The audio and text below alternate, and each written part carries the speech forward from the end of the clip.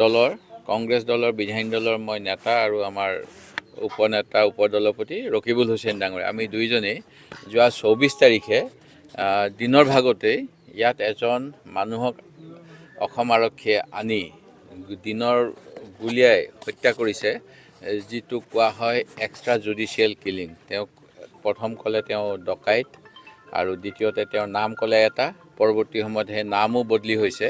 এইটো গোটেই ৰহস্যৰ আৱৰ্তত আৰু এই ঘৰটোত আনি পেলাই মৰাৰ কোনো কাৰণ নাই। এই ঘৰৰ যিসকল বাসিন্দা মাৰ্থি দৈমাৰী, তেখেত ধনশ্ৰী ১ নং ধনশ্ৰী খুঁটিৰ বাসিন্দা।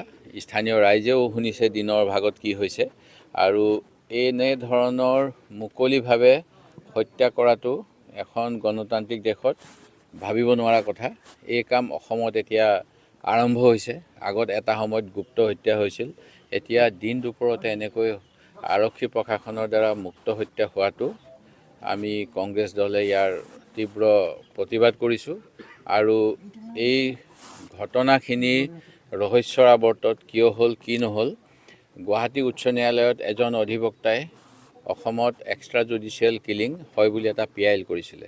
দুৰ্ভাগ্যক্ৰমে কোৰ্টে সেই PIL চৰকাৰী পক্ষৰ কথা শুনাৰ পিছত অগ্ৰাহ্য কৰিলে। মই ভাবোঁ এতিয়া গুৱাহাটী উচ্চ ন্যায়ালয়ৰ এটা দায়িত্ব আছে যে আমাৰ সংবিধান ৰক্ষা কৰা দায়িত্ব তেখেতসকলৰ।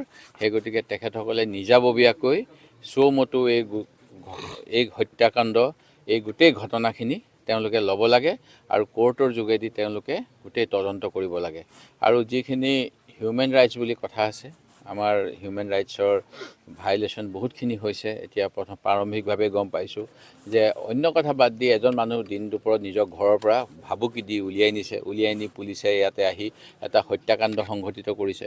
আৰু বাকী পৰিয়ালকেইটাৰ কথা আছেই, কাৰণ পুলিচক কোনেও আইন হাতত তুলি ল'বলৈ দিয়া নাই। তেওঁলোকে আইন উলংঘা কৰিলে, সেই কি দোষ কৰিলে সেইখিনি জাজে ন্যায়পালিকাই বিচাৰ কৰিব লাগে। পুলিচ ন্যায়পালিকা কেতিয়াও হ'ব নোৱাৰে। মুখ্যমন্ত্ৰীয়ে যোৱাকালি এটা কথা কৈছে যে কেনাৰাম বসুমতাৰী নেকি তেওঁতো মানে কোনো ভাল নহয়, তেওঁৰো মানে কিবা কিবি দুখ আছে।